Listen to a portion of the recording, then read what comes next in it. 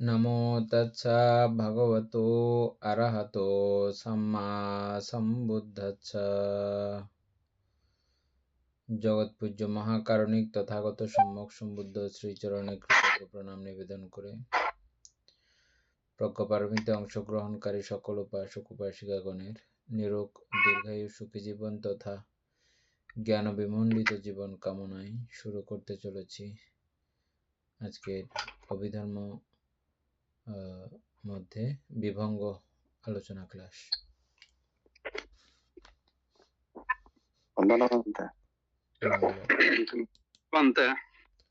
মঙ্গলক মঙ্গলক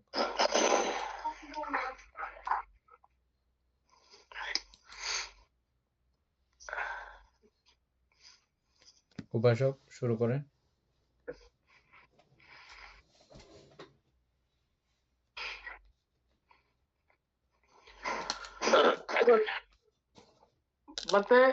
গতকালকে এই বিষয়টা আলোচনা করুন বলছিলেন, ওই যে ইংলিশের বঙ্গানুবাদটা। ইংলিশের বঙ্গানুবাদ অভিধর্মের আলোচনা এক অফুরন্ত ব্যাপার, বাস্তবিক ইহার সৌন্দর্য, ইহার জাদুমন্ত্র। ঠিক জড়বিজ্ঞানের মতো মূলনীতির সহায়ক জ্ঞানের অনুসন্ধানের জন্য নবনব পন্থা ইহার সর্বত্র চিরবিদ্যমান।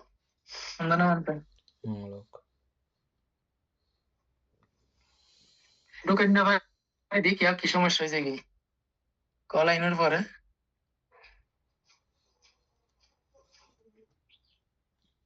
অনেকে ইন্ডিক বনা ঢুকিন না পারে মনে হয়, যা সম্ভব।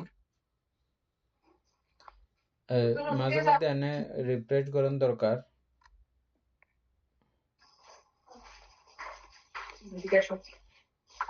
কল আইনের সাথে সাথে আইন ঢুকতে চাই আর ঢুকিন না পারিস।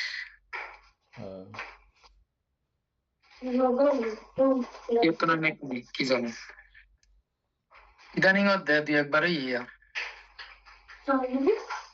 অভিধর্মের আলোচনা এক অফুরন্ত ব্যাপার, এই কথার সঙ্গে আমরা প্রত্যেকেই পরিচিত আছি।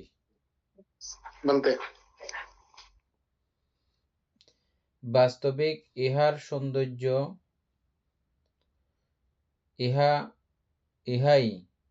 ইহার জাদুমন্ত্র।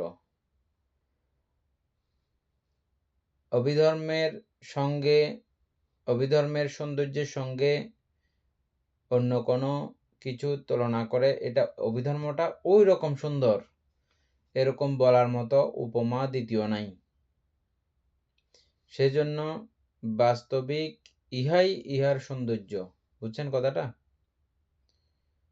অভিধর্মের সঙ্গে আর কোনো কিছু তুলনা করার মতো আর কোনো কিছু নাই বলে ইহার সৌন্দর্য, অবশ্যই ইহার জাদুমন্ত্র।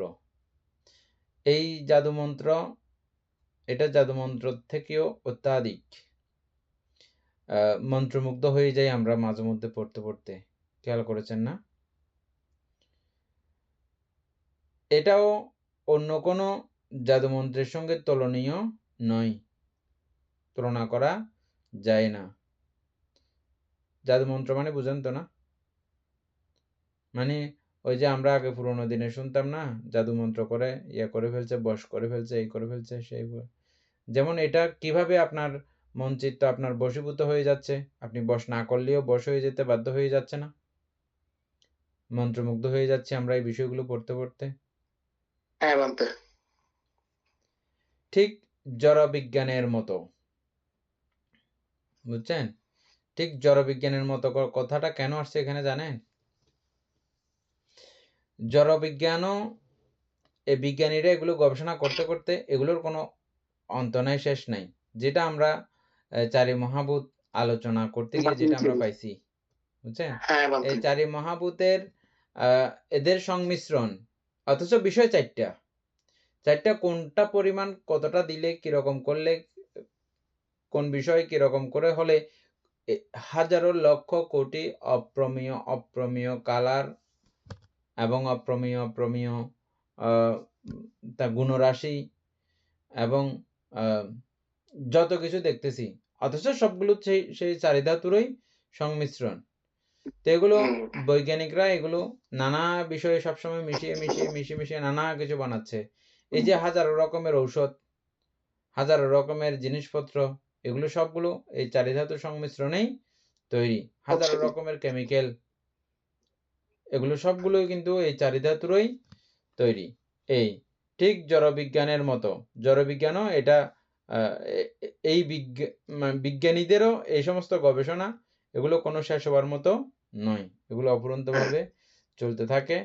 হ্যাঁ, আমরা যেভাবে চারি ধাতুতে দেখেছি, ঠিক এখানেও অভিধর্মের মনস্তাত্ত্বিক বিষয়ও একই রকম। মূলনীতির সাহায্যে জ্ঞানের অনুসন্ধানের জন্য নব নব পন্থা ইহার সর্বত্র চিরবিদ্যমান। আমরা নিশ্চয়ই খেয়াল করে ফেলেছি, অভিধর্ম অর্থসংগ্রহ পড়তে গিয়ে এবং ধর্মসঙ্গিনী পড়তে গিয়ে যেদিকে পড়বেন, যেদিকেই যে পৃষ্ঠায় পড়বেন, যে লাইনেও পড়বেন, নতুন নতুন ভাবে এটা নব নব পন্থা, নির্বাণ লাভের জন্য, তৃষ্ণা ক্ষয়ের জন্য, প্রতি লাইনে লাইনে নতুন নতুন পন্থা না, নতুন নতুন বিষয়কে জানান, ওই বিষয় জানার মধ্য দিয়েও আপনি তৃষ্ণা ক্ষয় করার প্রক্রিয়া, বুঝছেন, মানে ভালো করে বিস্তারিত খুঁটিনাটি বোঝার জন্য এবং নানাভাবে, নানা উপায়ে, নানা রকমে, উদাহরণের মাধ্যমে বিভিন্ন সর্বত্র বিদ্যমান, মানে এই পুরো বিধর্মের মধ্যে সর্বত্রই এটা বিদ্যমান। এই নীতি যে যত বেশি শিখবে, কর্তব্য সম্পাদনের জন্য তার তত বেশি মহত্তর উপকরণ জুটবে। এটা যত বেশি শিখবে, আগে ধ্যান করার সময় কি পর্যায়ে পরিস্থিতি ছিল, আর এখন ধ্যান করলে কতগুলো কলা কৌশলী আপনি এখন হয়েছেন, কত রকমের কলা কৌশলী এখন হয়েছেন, কিভাবে চিত্তকে কোন সময় কি বললে প্রবোধ মানবে, কি বললে চিত্ত দমিত হয়ে যাবে, এ জাতীয় বহু কৌশল আমরা এ পর্যন্ত যেটা পড়ছি, একদম সংক্ষিপ্ত একটু করে পড়ছি যে মাত্র, না ভালো করে বললে তো এমনি 7-8 দিনের বই, কিন্তু আমরা বছরকে বছর লাগাই পড়ছি আর কি, দুর্বল বিদায়। তো তথাপিও তো আমরা যেই কার্যক্রমগুলো শিখছি, হ্যাঁ, বেশি মহত্তর উপকরণ জুটবে। যে যত বেশি পড়বে তত বেশি উপকরণ সে পাবে কোথায় যাওয়ার জন্য, মানে এই কোথায় যাবার জন্য এই কথাগুলো এরকম বলতে বলতে আমাদের ধারণা হয়ে যায় যে কি এটা কোনো একটা জায়গা বোধহয় যাইতে পারবো, হ্যাঁ, এরকম একটা ধারণা হয়ে যায় আমাদের। নির্বাণ প্রত্যক্ষ করার জন্য, নির্বাণ সাক্ষাৎ করার জন্য, এরকম বললে মোটামুটি এটা ঠিক আছে। হ্যাঁ, আচ্ছা, যাই হোক, এই রীতি যে যত বেশি গবেষণা করবে, সে ইহার বক্তব্যসমূহের সুদূর প্রসারী প্রমাণ তত বেশি পাবে। এই কথাগুলো একদম আপনাদের সঙ্গে চিত্তের সঙ্গে মিলে গেছে না পুরো? আমরা যত পড়তেছি একদম ততই সুদূর প্রসারী হচ্ছে না বিষয়গুলো?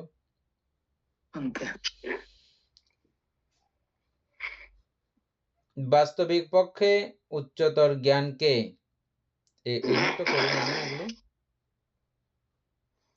না পড়া হয়েছিল, বাস্তবিক পক্ষে উচ্চতর জ্ঞানকে গুপ্তবিদ্যা বলা যেতেও পারে। বাস্তবিক পক্ষে উচ্চতর জ্ঞানকে গুপ্তবিদ্যা বলাও যেতে পারে। গুপ্তবিদ্যা বলার কি কারণ আছে? গুপ্তবিদ্যা বলার মতো তো ব্যাপার নাই। আচ্ছা, যাই হোক, পরেরটা দেখি। কিন্তু আমাদের মহাশিক্ষক গৌতম বুদ্ধ সর্বপ্রাণীর প্রতি অনুকম্পা পরবশে যেই বিধান প্রণালী আমাদের সকলের জন্য দিয়ে গিয়েছেন, তদ অনুযায়ী অনুশীলনে যে কেহ উচ্চতর জ্ঞান অধিকার করতে পারেন। হ্যাঁ, এটা বাস্তবিক পক্ষে এমনি এটা ওই জ্ঞানটা, মানে যেমন আমাদের সমাজ ব্যবস্থাতেও যেগুলো খুব হাই প্রোফাইল শিক্ষা দীক্ষা আছে, এগুলো একটা গুপ্ত প্রক্রিয়ার মধ্যে দিয়ে চলে না, সকলের জন্য তো উন্মুক্ত না। এটা এখনকার দিনে নাই, তৎকালীন সময়ে রাজা মহারাজাদের ব্যাপারে এরকম এগুলো ছিল, রাজা মহারাজাদের ছেলে সন্তানরা, কন্যা সন্তানরা যেটা যেটা পড়বে এটা অন্য সবাইকে পড়তে দেওয়া হতো না, বুঝছেন? এখন তো এটা মানে সুযোগ যোগ্যতা ক্ষমতা পাইলে এটা হয়। যেমন ভারতবর্ষের মধ্যে আগে এরকমটা ছিল, আমাদের বাবা সাহেব আম্বেদকরের বংশধর যারা ছিল তাদেরকে শিক্ষা দীক্ষা দেওয়া হতো না।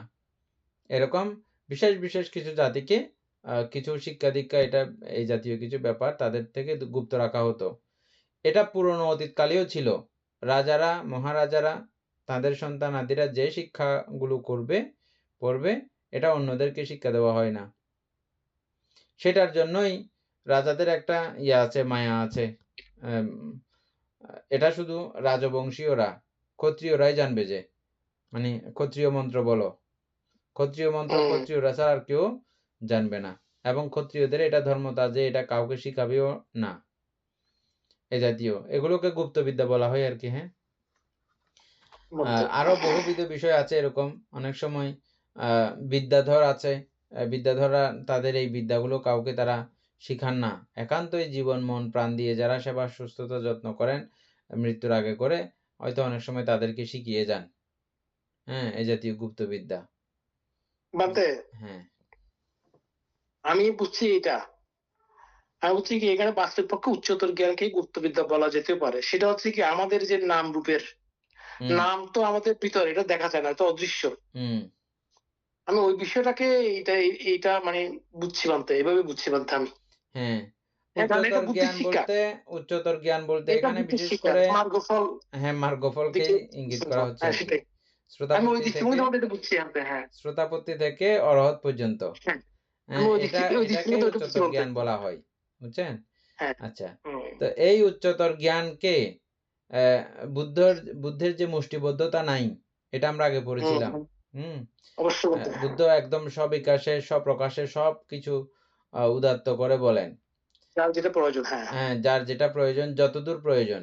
তথাপিও বুদ্ধ যে বলেছেন এই মুষ্টি পরিমাণ পাতা নিয়ে এই পরিমাণে আমি শুধু ধর্ম ব্যাখ্যা, তার মানে উনি আর বাকিগুলো যে বলে নাই এটা এই জন্য না, নেওয়ার মানুষ দরকার নাই, সেজন্য। হ্যাঁ, করুণা পরবশ হয়ে এগুলো আমাদেরকে বুদ্ধ ভগবান দিয়ে গেছেন। তো অনুযায়ী অনুশীলনে কেহ উচ্চতর জ্ঞান অধিকার করতে পারেন, সেই বরাবরে অনুশীলন করলে। তারপরে এটা পড়া হয়েছিল, আর হয়নি? না, হয়নি বলতে।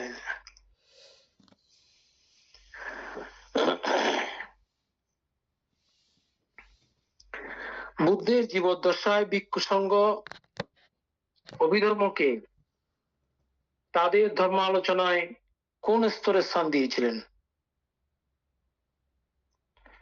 তার ক্ষীণ আভাস মধ্যম নিকায়স্থ সংঘ জীবনের মহিময়ে মহা গোসিংহ সূত্রে পাওয়া যায়।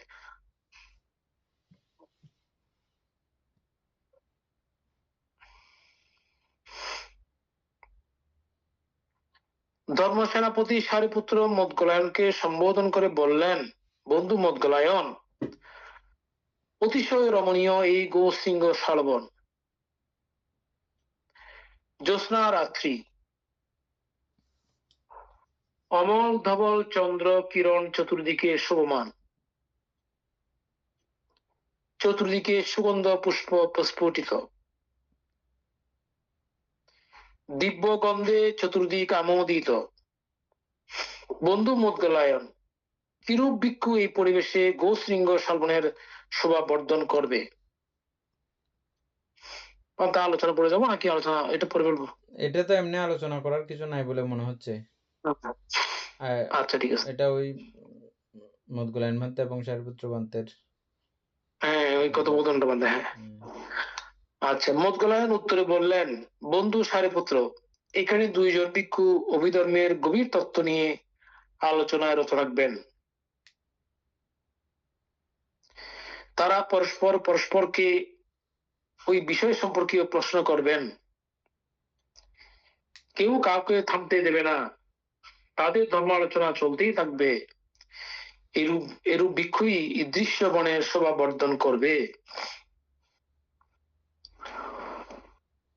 অমল ধবল জ্যোৎস্না প্লাবিত রাত্রে কামনা বাসনা বিবর্জিত অনাসপগ্র শ্রাবকদের চিত্ত প্রবাহে যে সুরের তরঙ্গ দোলায়িত হয়ে উঠেছিল, উহারই দার্শনিক পরিভাষা হলো সৌমনস্য স্বগত জ্ঞান সম্প্রযুক্ত ক্রিয়াচিত্ত।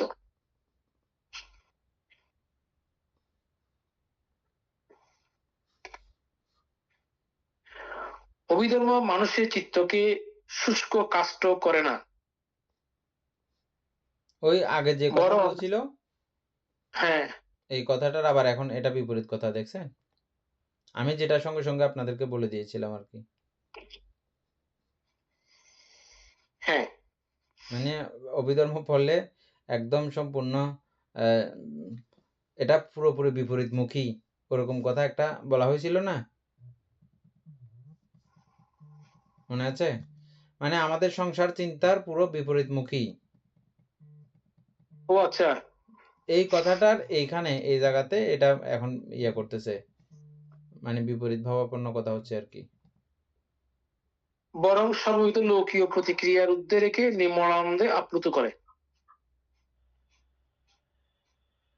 এখানে তোমার তো ওইটার পাচ্ছি না। কোনটা? আপনি যেটা বলছেন মানুষের চিত্তকে শুষ্ক কাষ্ট করে না বলতেছে। হ্যাঁ, মানুষের চিত্তকে শুষ্ক কাষ্ট করে না, বরং সর্ববিধ লৌকিক প্রতিক্রিয়ার ঊর্ধ্বে রেখে নির্মল আনন্দে আপ্লুত করে। বুঝেন না কথাটা?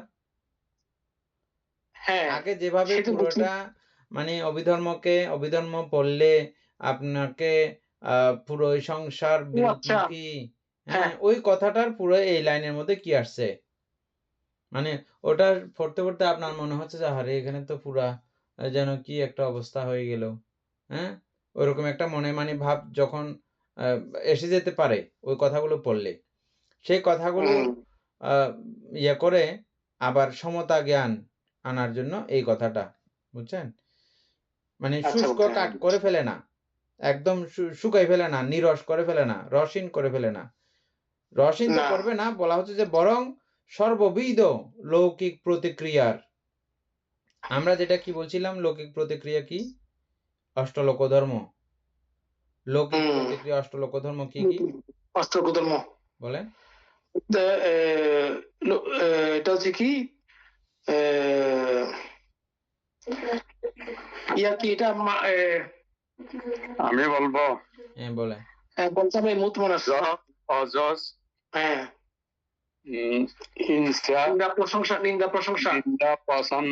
নিন্দা প্রশংসা এ ধরনের 8 প্রকার লোকধর্ম মঙ্গলসূত্রের লাস্ট দুঃখ,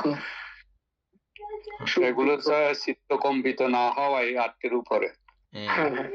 এই লৌকিক প্রতিক্রিয়ার ঊর্ধ্বে এই সুখ দুঃখ নিন্দা প্রশংসা লাভ অলাভ যশ অযশ এগুলোর ঊর্ধ্বে রেখে দিয়ে এক নির্মল আনন্দ, নির্মল আনন্দ বুঝছেন? মলযুক্ত আনন্দ আছে, আবার নির্মল আনন্দ আছে। মলযুক্ত আনন্দ কি? সময় ওনার মধ্যে থাকবে না কি, পঞ্চ কামগুণটা থাকবে না। হ্যাঁ, কামগুণ মিশ্রিত আনন্দ হচ্ছে যে মল আনন্দ, হ্যাঁ। আর এটা নির্মল আনন্দ, কামগুণবিহীন কামনাহীন ভাবে যে আনন্দ উৎপন্ন হয় এটা নির্মল আনন্দ। নির্মল আনন্দে আপ্লুত করে, একদম পুরো আনন্দ উদ্ভাসিত থাকে। তো এখানে আর নিরসের আর কি পাইলেন? এটা এক মহারস। হ্যাঁ, এটা না থাকলে তোমার হবেই না, যাওয়া অগ্রসর হওয়া যাবে না। হ্যাঁ, কাজ তো করে ফেলে তো কেউ অগ্রসর হবে না, কেউ অগ্রসর হবে হবে না তো, শুকায় যাবে। শুকায় গেলে তো হবে না, কারণ ওই আনন্দের এই আনন্দের সাথে অনেক বেশ কম ডিফারেন্স, লৌকিক আনন্দ আর এই আনন্দ লোকোত্তর আনন্দের মধ্যে।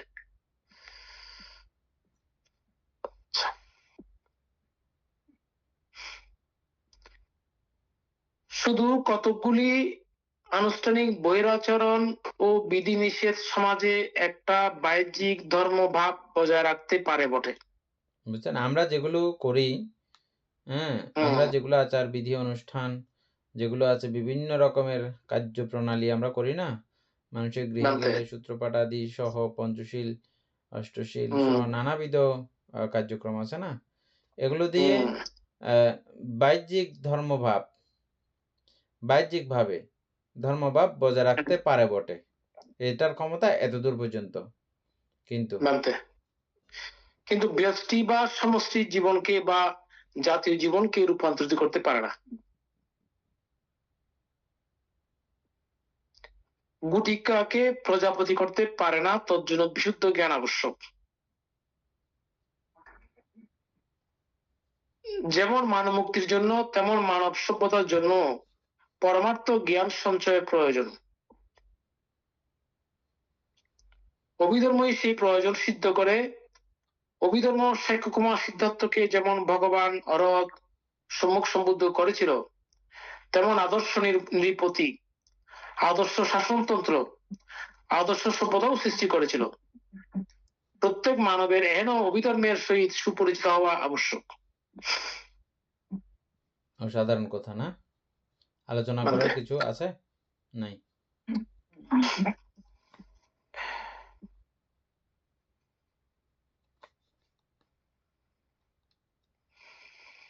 তারপরে আচ্ছা, বিভঙ্গ অভিধর্ম পিটকের দ্বিতীয় গ্রন্থ।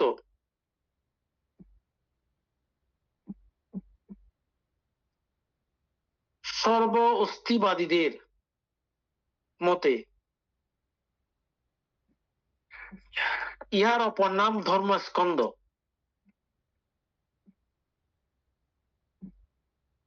শ্রীমতী রিস ডেভিডস কর্তৃক ইহা পলিটেক্স সোসাইটি লন্ডন হতে প্রকাশিত হয়েছে। এখানে আমাদের সর্বস্তিবাদীদের মতে বলছে, গেলে এটি কি বুঝলাম না ঠিক, সর্বস্তিবাদী মানে কি? ওই আছে বাদী, আস্তি মানে আছে আর কি, আছে আচ্ছা আচ্ছা, বাদী, সর্ব অস্তিত্ববাদী যারা অস্তিত্ব, আচ্ছা ঠিক অস্তিত্ব আছে, হ্যাঁ বিশ্বাস করে আর কি। হ্যাঁ, আচ্ছা মানে আচ্ছা, মাত্রিক বুঝছি, আত্মার হ্যাঁ অস্তিত্ব আছে। হ্যাঁ হ্যাঁ, ঠিক আছে, বুঝছি হ্যাঁ, বুঝছি। ওই অস্তিত্ববাদীদের মতে। হ্যাঁ, শিওলি, বর্মী ও শ্যামী ভাষায় ইহার একাধিক সংস্করণ আছে। নালন্দা পালি ইনস্টিটিউট বিহার শরীফতে ইহার একটি সুন্দর দেবনাগরী সংস্করণ প্রকাশিত হয়েছে। ইহার কোনো বাংলা সংস্করণ কিংবা পূর্ণাঙ্গ বঙ্গানুবাদ এ যাবৎ প্রকাশিত হয়নি। বুঝছেন, এটা 2003 সাল মানতে, প্রথম এটা হ্যাঁ হ্যাঁ, প্রথম বাংলা কথা অনুবাদ। বলছে। 2003 সালে কাপ্তাই ওয়াগ্গা জনকল্যাণ বিহারের অধ্যক্ষ বদন্ত ক্ষেমঙ্কর মহাতেরো বিভঙ্গ প্রকরণ নামে সংক্ষিপ্ত আকারে একটি সংস্করণ প্রকাশ করেন। সেটিকে পালি সংস্করণ বলা চলে না, বঙ্গানুবাদও বলা চলে না। পালি বাংলা অসামঞ্জস্যপূর্ণ মিশ্রণে সেটি এক কিম্বুত কিমাকার রূপ ধারণ করেছে। বিভঙ্গে পঞ্চস্কন্ধের বিস্তারিত বিশ্লেষণ আছে জানতে পেরে প্রবল আগ্রহে অনেক আয়াস স্বীকার করে ক্ষেমঙ্কর বান্তের বিভঙ্গ প্রকরণ সংগ্রহ করে যখন অধ্যয়নে মনোনিবেশ করি, তখন চরম হতাশাগ্রস্ত হই। ভাষাগত ত্রুটির কারণে বিষয়বস্তুর অর্থ উদ্ধার করতে না পেরে ফলে মূল পালি ও ইংরেজি অনুবাদ সংগ্রহ করি এবং অনুবাদ শুরু করি। ফলশ্রুতিতে বর্তমান অনুবাদকে প্রথম পূর্ণাঙ্গ বঙ্গানুবাদ বলা চলে। তো এখানে আমি মনে করি যিনি এই যে বিভঙ্গ প্রকরণটা করেছেন ক্ষেমঙ্কর মহাতেরো বদন্ত, ওনার যদি ওইটাই না থাকতো তাহলে শ্রদ্ধেবান্ত হয়তো এই বিষয়ে এই জিনিসটা, এটা হ্যাঁ একটু করে আমি হতে আসলে হ্যাঁ। তারপরে আচ্ছা, বিভঙ্গে 18টি অধ্যায় আছে যা প্রত্যেকে স্বয়ং সম্পূর্ণ। এই গ্রন্থ 240,000 অক্ষরযুক্ত এবং 35 ভান্ডারে সমাপ্ত। 240,000, 2,40,000, 2,40,000।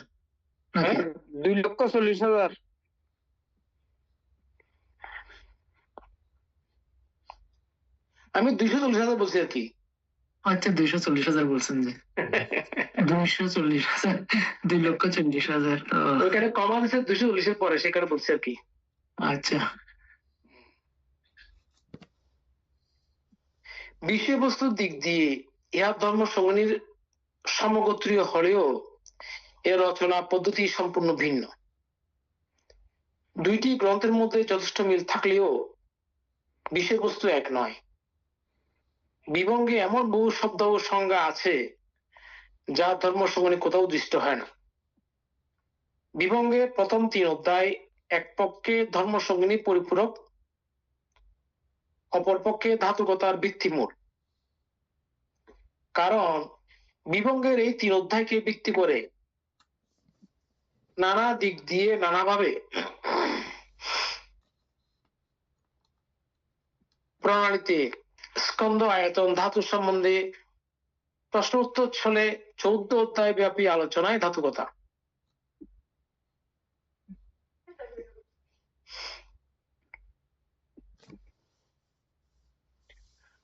বিভঙ্গ নিয়ে সমীক্ষা করলে ইহা প্রতিমান হবে যে সেখানে 18টি পৃথক অধ্যায়ের মধ্যে কিছু কিছু অধ্যায় প্রধান 3টি বিভাগে বিভক্ত, যেমন সূত্র অনুসারে বিভাজন অর্থাৎ বিশ্লেষণ, অভিধর্ম অনুসারে বিভাজন এবং প্রশ্ন জিজ্ঞাসা প্রশ্ন উত্তর ছলে বিশ্লেষণ। অন্যান্য অধ্যায়গুলি 2টি প্রধান বিভাগে বিভক্ত, যেমন অভিধর্ম অনুসারে বিভাজন এবং প্রশ্ন জিজ্ঞাসা। অথবা বিকল্পভাবে সূত্র অনুসারে বিভাজন এবং অভিধর্ম অনুসারে বিভাজন।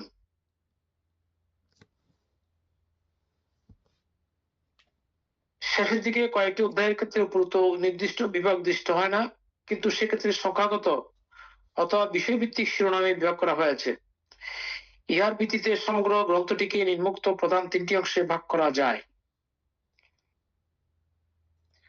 প্রথম অংশ স্কন্ধ বিভঙ্গ, 2 আয়তন বিভঙ্গ, 3 ধাতু বিভঙ্গ, 4 সত্য বিভঙ্গ সম্পৃক্ত। এগুলোর প্রত্যেকটিতে 3 প্রকারের বিশ্লেষণ দৃষ্ট হয়, যথা সূত্র অনুসারে বিভাজন, অভিধর্ম অনুসারে বিভাজন এবং প্রশ্ন জিজ্ঞাসা। আচ্ছা 5 ইন্দ্রিয় বিভঙ্গে 2 প্রকার বিশ্লেষণ দৃষ্ট হয়, যথা অভিধর্ম অনুসারে বিশ্লেষণ এবং প্রশ্ন জিজ্ঞাসা। প্রতীত সোৎপাদ বিভঙ্গে 2 প্রকার বিশ্লেষিত হয়, যথা সূত্র অনুসারে বিশ্লেষণ, অভিধর্ম অনুসারে বিশ্লেষণ। মানে এগুলো পড়বো আমরা নাকি চলে যাবো? এগুলো তো সূচিপত্র বলতে। হ্যাঁ সূচিপত্র, হ্যাঁ পড়া যায় না, পড়া যায় না। আচ্ছা দ্বিতীয় অংশ স্মৃতি উপস্থাপন বিভঙ্গ, কারণ এটা ওই প্রত্যেকটা অক্ষরে বিস্তারিত ব্যাখ্যার মধ্যে পড়লে মনে আর একটু ভালো হবে। না এখানে আবার ওই একটা বিশ্লেষণ আছে, তো ফরাগুলো একই, কিন্তু অভিধর্ম সূত্র এবং ওই ইয়া অনুসারে আর কি। আচ্ছা আচ্ছা তাহলে পড়ে দেখেন। আচ্ছা স্মৃতি উপস্থাপন বিভঙ্গ, সম্যক প্রধান বিভঙ্গ, রীতিপাত বিভঙ্গ, বৌদ্ধাঙ্গ বিভঙ্গ, মার্গাঙ্গ বিভঙ্গ, ধ্যান বিভঙ্গ, অপ্রমেয় বিভঙ্গ। এগুলোর প্রত্যেকটিতে 3 প্রকারের বিশ্লেষণ দৃষ্ট হয়, যথা সূত্র অনুসারে বিশ্লেষণ, অভিধর্ম অনুসারে বিশ্লেষণ এবং প্রশ্ন জিজ্ঞাসা। 14 একটা খেয়াল রাখতে হবে, প্রশ্ন জিজ্ঞাসা এটা কিন্তু মনে হয় যে খুঁজে পাওয়া যায় নাই।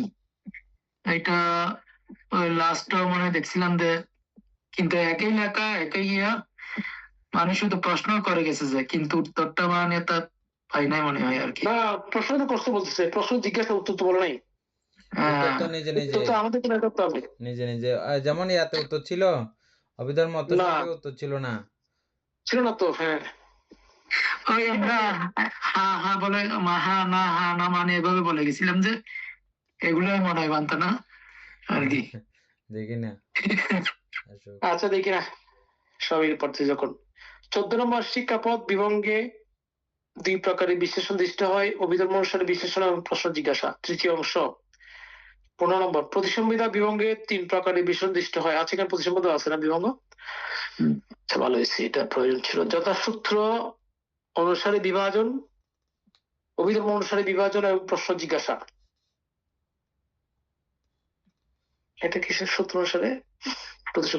প্রতিসংবিধা একই আর কি, তিনটা একই, তিনটা করে থাকবে, এক একটা তিনটা করে থাকবে আর কি। প্রত্যেকটাই।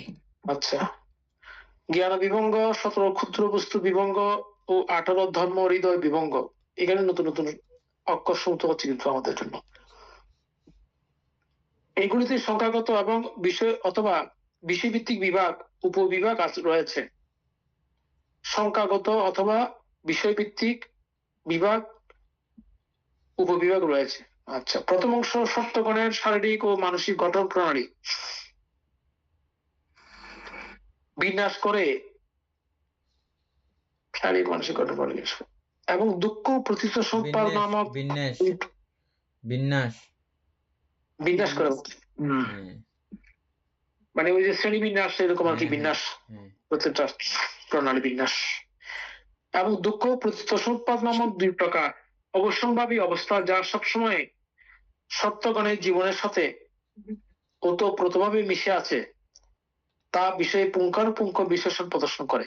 আচ্ছা, তো সুন্দর, এটা তো প্রয়োজন আমাদের সবার জন্যই।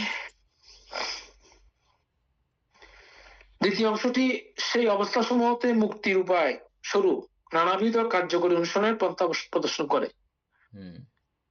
আচ্ছা, তাই তো অনেক ভালো হবে। তৃতীয় অংশের অধ্যায়গুলোকে কিছু ক্ষেত্রে অপর 2 অংশের পরিশিষ্ট বলা চলে। পূর্ববর্তী অংশগুলো ব্যাখ্যা প্রণালী সরাসরি অনুসরণ না করে বর্তমান অংশে শুধু বিস্তারযোগ্য অন্তর্নিহিত বিষয়গুলোকে বিশ্লেষণ করা হয়েছে। আচ্ছা, 1 স্কন্ধ বিভঙ্গ।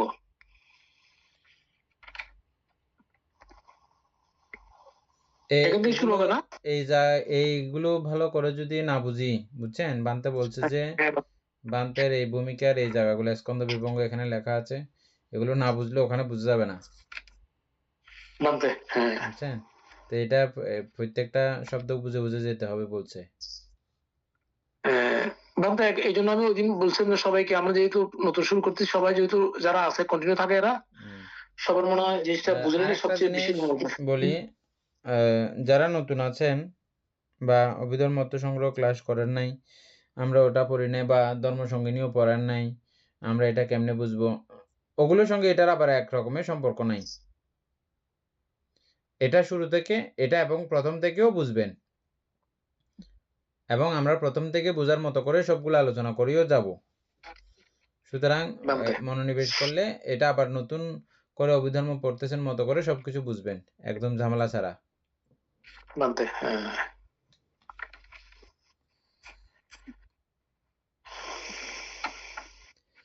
সত্য দ্বিবিধ। সত্য দ্বিবিধ: সম্মতি বা ব্যবহারিক সত্য ও পরমার্থ সত্য।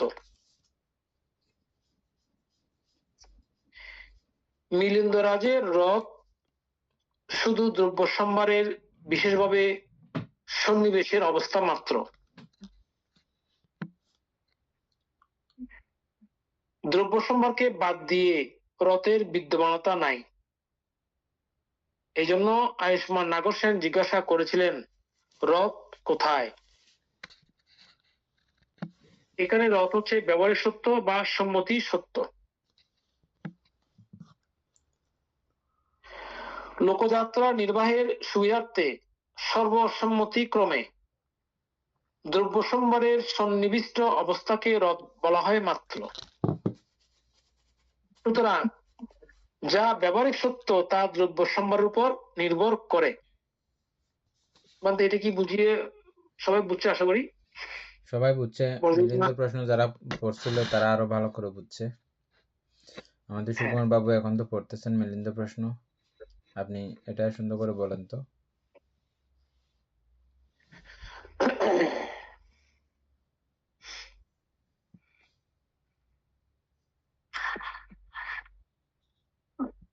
বান্তে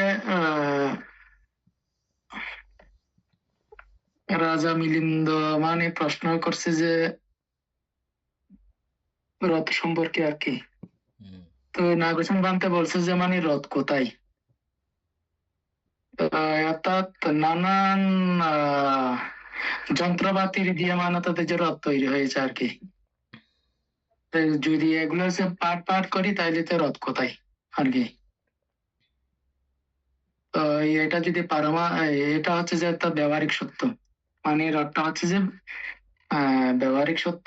যদি এগুলা যদি পার্ট করি তাহলে রড তার খুঁজে পাওয়া যাবে না।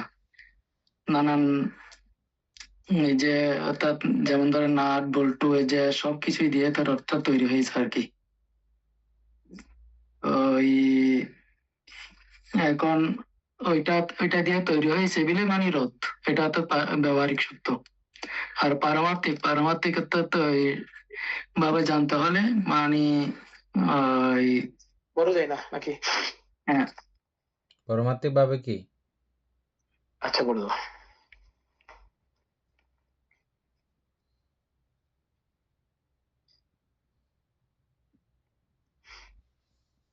পান্তে বলো। পারমার্থিক ভাবে কি? পারমার্থিক ভাবে মানতে অর্থাৎ পারমার্থিক ভাবে অভিধানিক ভাবে আর কি মানতে। হ্যাঁ, অভিধানিক ভাবে কি? পরমাত্ম। হ্যাঁ, অভিধানিক ভাবে কি? অভিধানিক ভাবে তো মানে তো যে তৈরি হয়েছে আর কি, অর্থাৎ এই যে যদি মানে এই মানে কে বলতাম বুঝাইতাম আচ্ছা দেখিস। ঠিক আছে, উপাসক বলেন। বলবো বলবো না আমি। ওইটা বলেন যে ব্যবহারিক সত্য এবং পরমার্থ সত্য। এখানে পরমার্থ সত্য কোনটা, ব্যবহারিক সত্য কোনটা? আচ্ছা, ব্যবহারিক সত্য যেটা এখন সময় বলছিলাম তো এটা, কারণ ওই রথটা তৈরি হতে যে নির্ভরশীল। হ্যাঁ, প্রয়োজন ছিল ওটা হচ্ছে ব্যবহারিক সত্য। আর এখানে পরমার্থ সত্য হচ্ছে এখানে রথ বলতে কিছু নাই, কারণ কি এখানে আমরা দেখি চারিধাতু বিদ্যমানতার কারণে এটা সৃষ্টি হয়েছে। সুকন বাবু বুঝছেন? এভাবে বলতে হবে। হ্যাঁ, পারমার্থিক ভাবে হচ্ছে যে এগুলো চারি ধাতুর বিদ্যমানতায় চারিধাতু দিয়ে এগুলো তৈরি। তৈরি। তো তারপরে আমরা রথকে খণ্ডিত খণ্ডিত অংশে জিজ্ঞেস করলে আবার এগুলো কোনোটাতেই রথ নামক অবস্থা নাই। তো এটা তো খণ্ডিত অবস্থা করে দেখানো হয়েছে, কিন্তু এটার মাধ্যমে বোঝানো হয়েছে যে চারি ধাতুর সমষ্টি সবকিছু। পরমাত্মত ভাবে হচ্ছে যে এই চারি ধাতুর সংযোগ। হ্যাঁ, ওইটা মনে আসতেছিল না বলতে আর কি। ঠিক আছে, তারপরে আচ্ছা, বাদে পড়ে যায় না। আচ্ছা, কিন্তু পারমার্থিক সত্য অন্য কিছুর উপর নির্ভরশীল নয়, ইহা অনন্য সাপেক্ষ। ব্যবহারিক সত্য অনুসারে রথ, গৃহ, ভূমি, পাহাড় পর্বত, আমি, তুমি, স্ত্রী, পুরুষ, পুত্র, কন্যা, কাল, দিক, নদী, কূপ, চন্দ্র, সূর্য ইত্যাদি বিদ্যমান, কিন্তু পারমার্থিক ভাবে অবিদ্যমান। পরমার্থ সত্য বা অনপেক্ষ সত্য অনুসারে সত্য বা আত্মা বিদ্যমান নেই, পঞ্চস্কন্ধই বিদ্যমান। বুঝছেন? অভাববোধক পঞ্চস্কন্ধে বিদ্যমান। অভাববোধক, হ্যাঁ, অভাববোধক প্রত্যক্ষ উক্তি করতে হলে বলতে হয় নিঃসত্ব বা অনাত্মই বিদ্যমান। এখানে আবার একদম চরমে গেছে, বুঝছেন? মানে প্রথম অবস্থায় আমাদেরকে বোঝানো হয়েছে পরমাত্ম সত্য। আমরা প্রথমে কি বলছি? চারি মহাভূত। তারপরে এর পরবর্তীতে আবার গেলাম কোথায়? আমরা নাম রূপে গেলাম। তখন ওটা তো রূপের ক্ষেত্রে ছিল, গেলাম। এখন নামে আসছে। হ্যাঁ, একেবারে পরম অর্থ, পরম সত্য হচ্ছে যে কি? অনাত্মা। হ্যাঁ, অনাত্মা। হ্যাঁ, অনাত্মা মানে কি? লাস্ট একদম অনাত্মা। এখন অনাত্মাটা কারণ আমাদের নতুন উদাহরণ থেকে কথাটা আসছে বলতে, সেই কারণে বুঝতে পারি। এখন অনাত্মাটা বলেন নিঃসত্ব বা অনাত্মাই বিদ্যমান। এই নিঃসত্ব বা অনাত্মাই বিদ্যমান বলতে এখানে কি বুঝেছেন? আগে আমরা বহুবার আলোচনা করেছি। এখন প্রথমে সুকন বাবু বলবেন, আরো কেউ জানলে বলতে পারেন। এগুলো আমাদের প্রত্যেক দিনের পড়া, জানা পড়া। এখানে কোন সত্য বা আত্মা বলতে কিছু নাই।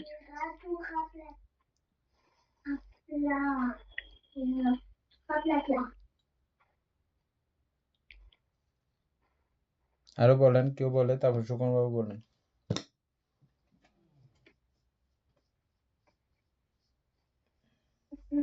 কে বলতে স্যার নাকি? না বলতেছে না, বলে।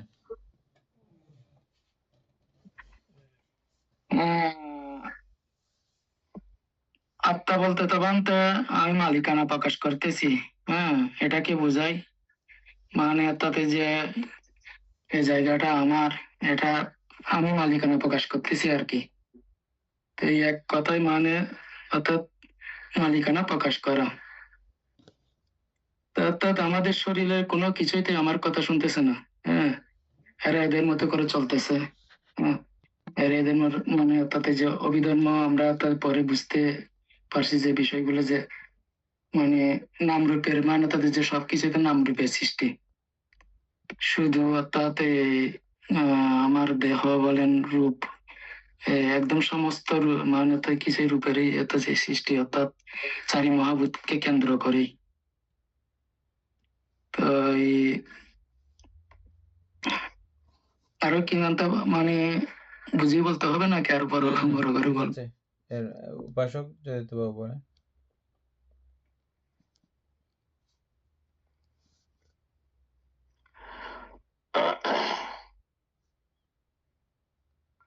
মানতে বলছে, ঠিক আছে। এখন এইখানে বলা হচ্ছে নিঃসত্ব বা অনাত্মই বিদ্যমান।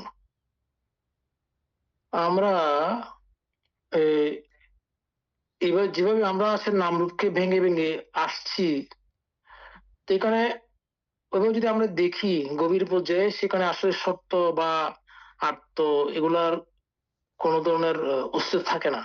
কারণ আমরা রূপের ক্ষেত্রে দেখলাম চারি মহাভূত ধাতু বা অষ্টকলাপ এখানে, আর নামের ক্ষেত্রে আমরা দেখলাম সর্বচিত সাধন চৈতসিক। এখানে যদি আমরা মানে খুঁজি বা এখানে কোনো কিছু পাওয়া সম্ভব নয় এগুলো ছাড়া। তো সুতরাং এখানে আত্মা বা সত্য বলার কোনো সুযোগ নাই বলতে। মালিক শূন্যত আর কি। এখানে খুঁজতে গেলে শূন্যই পাওয়া যাচ্ছে বলতে, সেখানে নিঃসত্ব বা অনাত্ম বিদ্যমান হচ্ছে যে।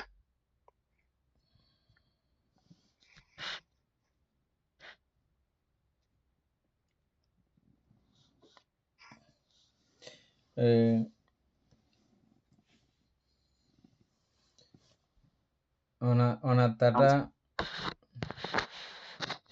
এখনো মানে বোঝানোর মতো ওরকম ইয়া নাই যে আমার, বুঝছেন? মানে পারতেছি না এখনো যে অনাত্মা বোঝানোর মতো। নিঃসত্ব বা অনাত্মা এটা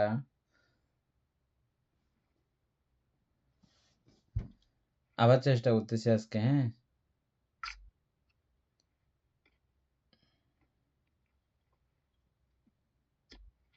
আমি বলেছি অনেকবার, কিন্তু মানে এটা বলা আসলে ওভাবে বলতেছি, যেভাবে বলতেছি সেভাবে আপনারা নিতে পারতেছেন না, বা আমিও বলতে পারতেছি না ওইভাবে।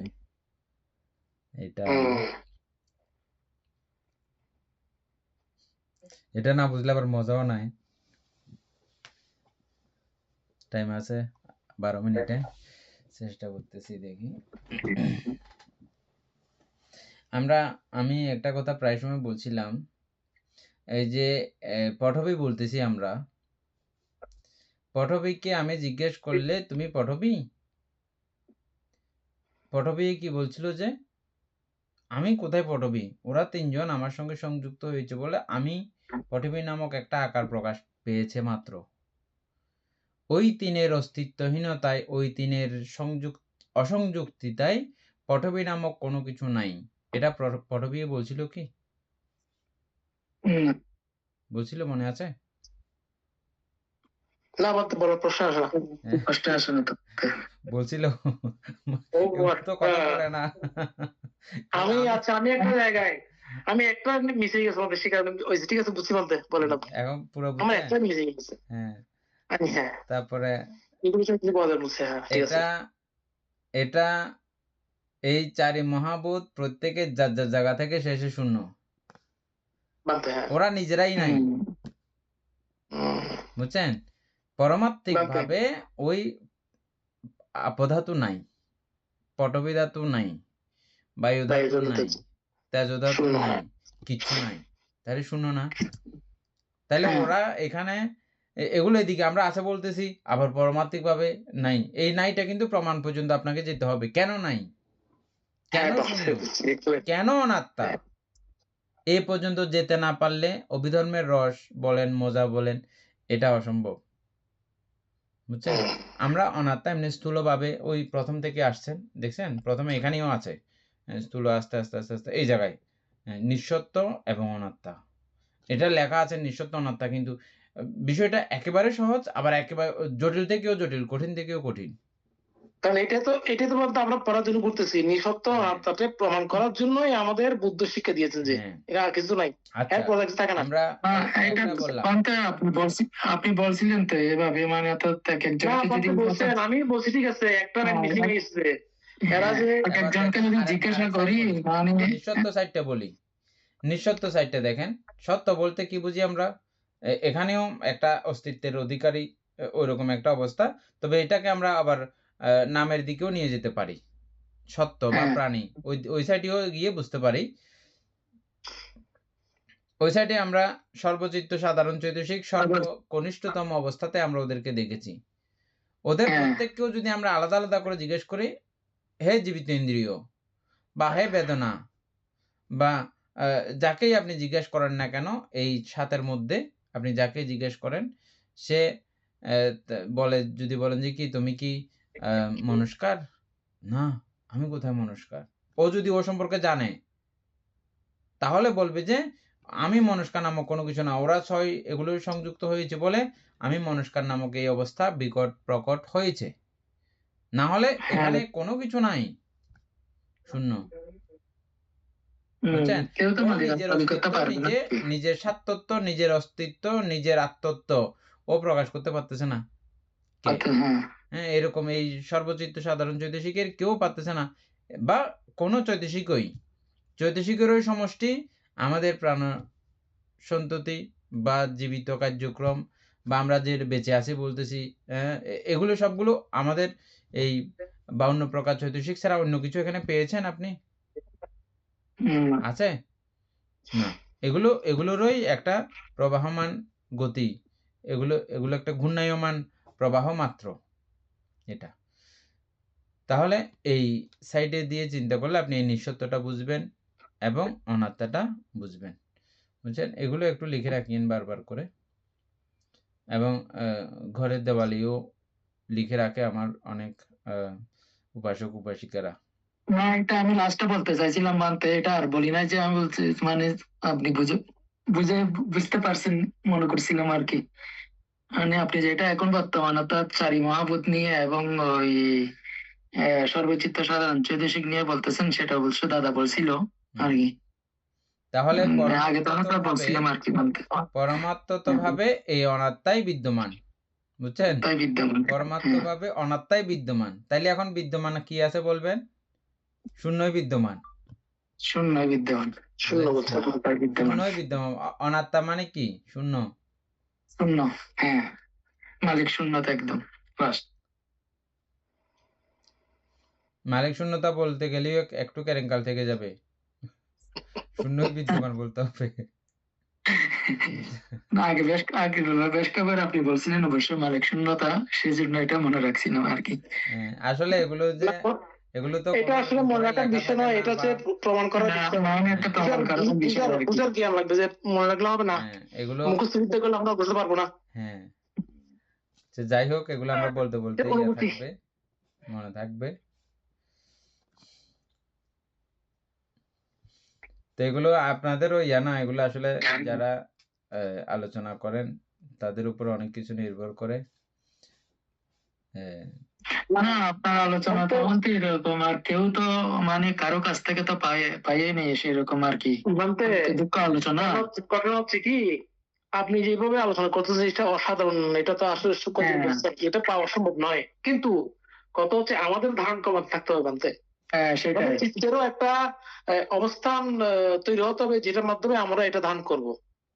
আমাদের চিত্তের মধ্যে তাহলে তো না হলে, আসলে তো না হলে তো হবে না, বুঝে দিতে হবে। নাইলে আমরা এই পর্যন্ত আজকে 2 বছরের মধ্যে কতবার না নিত্য দুঃখ অনাত্মা মানতে শুনছি, হ্যাঁ, দেশের মধ্যে শুনে আসতেছি, হ্যাঁ। তাইলে সেটা আমরা নিতে পারতেছি না কেন? আমাদের মনে থাকে না, অথবা আমরা মানুষের এভাবেও ধারণ করতে পারতেছি না আর কি। সেই জন্য নাইলে আপনার মতো কোনো দেশ নেই মানাতে যে এরকম নিত্য দুঃখ অনাত্মা মানতে। তথাপি না, ওটা এমনি কোনো দেশনাতে আলোচনা করা করে না বলে আবার সম্ভব বানতে না জানে না, বানতে। এরকম ভাববেন না। এগুলো না না না দেশনাতে না এটা জানে সম্ভব বানতে, না। কিন্তু এটা বান্তারা এরকম বলে না যে জানে এটা আমরা সব, মানে এখানে 2 অনেকে বছর 2.5 বছর গবেষণা করতেছি বলে পড়তেছি বলে আপনাদেরকে এটা আমি বলার সাহস করতেছি যে অন্য কোনো জায়গায় আমাকে বলতে শুনেছেন এগুলো? এমনি হ্যাঁ নিত্য সেটাই দুঃখ তো অনাত্মা বান্তে বলে বলে শেষ বান্তারা হয়েছে তো যে। হ্যাঁ, এগুলো জানবে ভান্তারা, গুরু ভান্তারা অবশ্যই জানেন, কিন্তু অবশ্যই জানে, এটা অবশ্যই জানে, বলার জন্য হ্যাঁ এবং বান্তে। ক্ষেত্রপাত্র লাগবে। কিন্তু আমরা চাই যে সেরকম করে আলোচনা করুক সবার সাথে আর কি। না না সুকুমার, ভুল বলতেছো। এখানে চিন্তা করে দেখো, আমরা 2.5 বছরের উপর হয়ে আমরা এইগুলোর মধ্যে আমরা আছি। আমাদেরকে বোঝানো হচ্ছে, কিন্তু আমরা নিতে পারতেছি। তাহলে এটা যদি কোনো দেখা বলে, এখানে তো আর কিছু বান্তারা বলার, তুমি পাগল বোঝার তারা চেষ্টা কিছু করতে কি রাখবেন হবে? না, পাগল না, আমি তারা বলতেছিলাম আমাদের মুখ কি, বাকিটা বোঝার চেষ্টা করো, সেটা বলতেছি। না সেটাই আর কি। হ্যাঁ, ওইটা বুঝতে হবে। হ্যাঁ, এটা গুরুগম্ভীর এগুলা বিষয়, এগুলা এত সহজ নয়। কারণ চিত্তে প্রতিক্ষণে ক্ষণে আমাদের পরিবর্তন হচ্ছে, উৎপন্ন মৃত্যু হচ্ছে। এই চিত্তগুলোকে ধরে রেখে এগুলা অনুধাবন করা আসলে সময়ের বিষয়, ব্যাপার আমি মনে করি আর আমাকে কি। যাও, ওদিন একজনে বলতেছে আপনি ক্লাসের মধ্যে এরকম করে দেশনা করেন, এভাবে কথা বলেন, এখানে এরকম। আমি বলছি ক্লাস, ক্লাস মানে ক্লাস, ক্লাসের বিকল্প নাই। পুরো বৌদ্ধ ধর্মটা এটা ক্লাসের মধ্যে দিয়ে চলছে। ভিক্ষু সংঘ 5 বছর যাবৎ কন্টিনিউ তাদেরকে ক্লাস করতে হয় ভিক্ষু হওয়ার পরে, বুঝছেন? এটা 5 বছর, যদি খুব স্ট্রং মেধাবী হয়, না হলে 10 বছর। 10 বছরেও কমপ্লিট না হলে আজীবন তিনি শিক্ষকের সঙ্গে থাকতে হবে আমাদের ভিক্ষুদের বেলায়, বুঝছেন? এটা শিক্ষার জীবন। ভিক্ষু জীবন হচ্ছে যে শিক্ষা। মানতে হ্যাঁ ওই যে ধর্মপথ একটা আছে না, ওই শ্রীলঙ্কান ইন্ডিয়ান হ্যাঁ ধর্মপথের যে এটা আছে 3 ঘন্টা স্বাধীন ঘন্টা, এখানে বলে যে কি শ্রীলঙ্কার নাকি শ্রীলঙ্কার মধ্যে শ্রমণ করানোর পরে ওনাদের মধ্যে এটি কি বলে, পুরো ধর্মপথ ওদের মুখস্থ শিক্ষা করানো হয়। হ্যাঁ এটা শিক্ষা যদি না করেন ওনাকে ভিক্ষু করানো হয় না। তার মানে কি, একটা ধর্মপথ শিক্ষা করানো তো মানে অনেক টাফ ব্যাপার মানতে। হ্যাঁ কারণ না ধর্মপথ আবার এটা প্রত্যেকটা এটা ছোট বাচ্চাদের জন্য টাফ ব্যাপার না। যেমন এগুলো মনে হয় 100 বছর আগের কথা বলছেন, এটা বর্তমানে এটা শ্রীলঙ্কা এটা নাই। আছে, কোনো কোনো বিহারে আছে কোনো কোনো বিহারে আছে। যেমন আমার গুরুবান্তের বেলায় আছে, আমার গুরুবান্তে পুরো ফাতিমুখ মুখস্থ করে তারপর ভিক্ষু বানাইতেন। আমি অরণ্য ছিলাম যে আমাকে পারাজিকা সাংঘাতিসে যেগুলো মুখস্থ করে দিয়ে তারপরে ভিক্ষু হইতে হয়েছে আমাকে। হ্যাঁ, সব জায়গাতে না, কিন্তু আমার গুরুভান্তে এটা পাতিমুখ মুখস্থ না করলে, পাতিমুখ সম্পর্কে ভালো জ্ঞান না থাকলে ওদেরকে ভিক্ষু বানায় না আমার গুরুভান্তে। যদিও বা হ্যাঁ অনেক তাড়াহুড়া করেন ভিক্ষু বানাইতে হইলেও শিক্ষা দেওয়া ছাড়া, কারণ আজকে ভিক্ষু হইলে কালকে থেকে ওনার শিলা আচরণ এগুলো লাগবে, উনি শিল না জানলে কি পালন করবে? গন্ডগোল, একদিনেও গন্ডগোল হয়ে যেতে পারে। মানে অনেকেই ভিক্ষু হওয়ার পরে শিখবে আর কি, এটা সেই বিষয় না।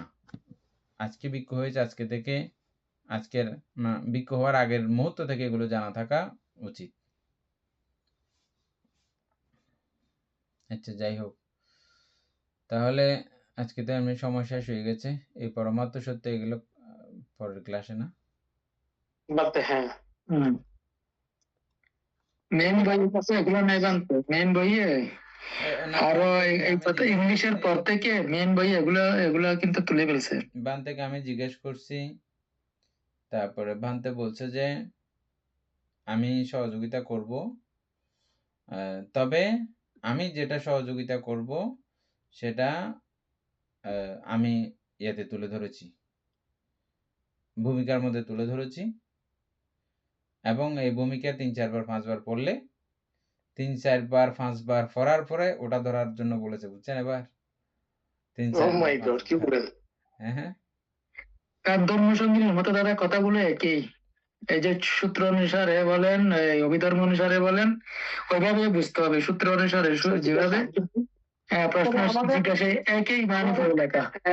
তবে আমাদের বুঝতে একটু সহজ হবে কতবার ধর্মসংহিতা থেকে একটু বান্তে ভূমিটা কি বাসকালীর শ্মশান ভূমির বান্তে লিখেছে? হ্যাঁ হ্যাঁ হ্যাঁ সক্রিয় জ্ঞান নির্মান্তে, হ্যাঁ আচ্ছা, বইটা পড়ে উনি লিখছে আর কি, উনি অনুবাদ করছেন আর কিটা। অনুবাদ করছে যে বিভঙ্গ বইটা উনি। আচ্ছা, অল্প বয়সে অনেক কিছু করে ফেলেছে। উনি একটা না, 7টা মনে হয়, 7টা ত্রিপিটকের বই কোনটা আছে মনে হয়, 5টা নাকি 7টা লিখছে বই। ওনার শিষ্যরাও করতেছেন না, আবার আমাদের শ্রদ্ধেয় প্রজ্ঞাইন্দ্রমান্তের শিষ্যরাও করতেছেন না। উনি লিখছে তো একটু করে, অনেক কষ্ট করে, অনেক অনেক কিছু সংগ্রহ করে, মানেতে যে বিভঙ্গ অনুবাদ করছে, যে ইংলিশ থেকে আবার পালি থেকে ইংলিশ, ওখান থেকে বাংলা। এগুলো তো আসলে সম্ভব যারা একাকিত্ব ভাবে অরণ্যচারী হয়, তাদের দ্বারাই সম্ভব। না ত্রিপিটক স্টাডি করতে হয়তো, এমনিতে করলে হবে না। অভিধর্ম সম্পর্কে জ্ঞান না থাকলে, আবেদনিক জ্ঞান না থাকলে হবে না। যাই হোক, ওনাদের ওইরকম পরিপক্ক হয়ে ওনারা আসছেন করার জন্য। তারপরে যে কিছুদিন আগে মানে এক জায়গায় ধর্ম দেশনা নিয়ে দেওয়ার জন্য নিয়ে গেছে, যে বুড়াবুড়িরা বলতেছে যে মানে কাকে যেন একটা নিয়ে আসছে, মানে কি বলতেছে কিছুই বুঝতেছে না, শুধু ঘুমাসতেছে আর কি, অভিধর্ম দেশনা দিতেছে আর কি ওই গ্রামের মধ্যে। তাইলে মানে এখনো পর্যন্ত কত অজপাড়া এরকম আছে, কোন মানে এটা সাধারণ বিষয় তুমি যেটা বলতেছো, কারণ চিন্তা করে দেখো, এটা 10 বছর আগেও, মানে 10 বছর হয়েছে না, না বেশি বইটা 2003 ত্রিপিটকের কথা বলতেছি আর কি।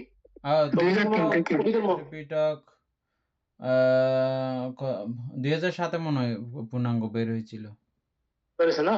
তাইলে এর আগে যারা এখন বর্তমানে যারা বুড়ো বলতেছে, এগুলা অনেক দূরের কথা না। এটা করতে আমাদের জেনারেশন থেকে, আমাদের জেনারেশনের মধ্যে কয়জন জানে? দেখো কি আমরা এখানে আচরণ প্রতিটি বলে হয়তো আমরা বলতেছি, আমি ওর কোনো গর্ব করে বা ইয়ে করে বলতেছি না, আমরা করতেছি শ্রদ্ধা মানতে পাইছি বলে, আমাদের দিচ্ছে বলে আমরা নিশ্চিত চেষ্টা করতেছি নেওয়ার জন্য। আমাদের বয়সের অনেকেও বুঝবে না, কারণ ওরা ধরে নাই, কোথায় বুঝবে। তো বিষয়টা এরকমই। এখন তুমি বললে হবে না কিন্তু, হ্যাঁ এটা নর্মাল, ওদের বলাটা স্বাভাবিক। ঠিক আছে, যাই হোক, সবার আমাদের সবার এরকম পুণ্য সংযোগ আছে, এবং আমাদের অতীতের প্রার্থনা ছিল আমাদের সকলের এভাবে সংযোজিত হওয়া। তো সেজন্য আমাদের সংযোগ হয়েছে বলে আমরা এটা চর্চা করতে পারতেছি আসলে। তো আমাদের প্রত্যেকেরই উচিত এটাকে এভাবে সংরক্ষণ করা, যাতে নষ্ট হয়ে না যায় মতো করে। যাই হোক, আমরা অতীব আনন্দ চিত্তে এই অভিধর্মকে আমরা ধারণ করতেছি, যেটা অতীব আনন্দের এবং প্রীতির বিষয়। সেটা হচ্ছে যে এটা 1 ঘন্টা ধ্যান করার সময় আপনার যেমন কতটুকু তৃষ্ণা দমিত হচ্ছে, ক্ষয় হচ্ছে, এটা এক দৃষ্টিকোণ থেকে আপনি জানেন। সেখানে যখন আপনি চিত্ত ধরে রাখেন, ওই সময়ের জন্য চিত্ত শুধু প্রবাহিত, নিবারিত, ওই সময়টা চিত্ত সংযত ছিল, এটা শুধু সে সময়ের জন্য। আবার সেখানে যখন আপনি এই জাতীয় ধর্মের গুরুগম্ভীর বিষয়গুলো আলোচনা গবেষণা করেন, তখনও কিন্তু এটা আরো দীর্ঘ সময়ের জন্য, তখন তো হচ্ছে আবার এর পরবর্তী সময়ের জন্য এটা কি হচ্ছে, সজীব হচ্ছে এবং পরিষ্কার থাকার জন্য, মানে এখন ধ্যান করতেছেন এখনো পরিষ্কার থাকতেছে, এবং আরো পরবর্তী অনেক সময় ধরেও এটা পরিষ্কার রাখাতে সহায়তা করবে। বুঝছেন? 2টা কাজ, ধ্যানের 2টা কাজ। একটা হচ্ছে যে বর্তমান যে সময়ে আপনি ওখানে চিত্তকে ধরে রাখার চেষ্টা করতেছেন অনবদ্য আলম্বনের মধ্যে, তখন তো ঠিক থাকতেছে, কিন্তু সেটার মাধ্যমে আরো যখন এই জাতীয় খুব সূক্ষ্ম বিষয়ে গবেষণা উৎপন্ন হয়, তখন কিন্তু আরো ভবিষ্যতেও এটা পরিষ্কার রাখার জন্য একটা ব্যাপার তৈরি হয়। ঠিক এই অভিধর্ম চর্চা এটা করার সময় আমরা অনবদ্য বিষয়ে মনস্থির করতেছি একটা, হ্যাঁ, এটা অনবদ্য বিষয়। তারপরে দ্বিতীয় হচ্ছে যে এখন করতেছি তা না, এটা আমাকে আরো দীর্ঘকালও এটা চিত্ত পরিষ্কার রাখার, আমাদেরকে পরিচ্ছন্ন রাখার মতো একটা উপায় পন্থা দিচ্ছে। এটা এমন যে আমি করতে না চাইলেও আমাকে যেন কে যেন করাই ফেলতেছে এগুলো, কে যেন আমাকে সংশোধন করতেছে, কে যেন আমাকে সারাক্ষণ ডাক দিচ্ছে, এটা করিও না, হ্যাঁ, বিশাল এক আজ্ঞা, যেন বুদ্ধ আমাকে আজ্ঞা দিচ্ছেন, এটা করবে না, এটা করবে না, এটা করবে না, না, এমন এক বিষয়ের সঙ্গে আমরা সংযুক্ত হয়েছি। এর কারণে আমাদের প্রভূত পুণ্য সাধিত হয়েছে। এই পুণ্যরাশি অনন্ত চক্রবাসী সত্যগণকে দান করছি, গুরুভান্তেদিওকে দান করছি, মাতা পিতাগণকে দান করছি, এবং এই পুণ্যের কাছে আমরা প্রত্যেকে প্রার্থনা করব নির্বাণ লাভ অবধি অসৎ ব্যক্তি, মূর্খ ব্যক্তি পাপমিত্রের সংসর্গ লাভ না করে সদা সর্বদা জ্ঞানদর্শী কল্যাণ মিত্রের সান্নিধ্য সংসর্গ লাভ করতে সক্ষম হয়। এইরূপ সাধু সংকল্প পোষণ করে আজকের মতো ক্লাস এখানে সমাপ্ত করছি। সাধু সাধু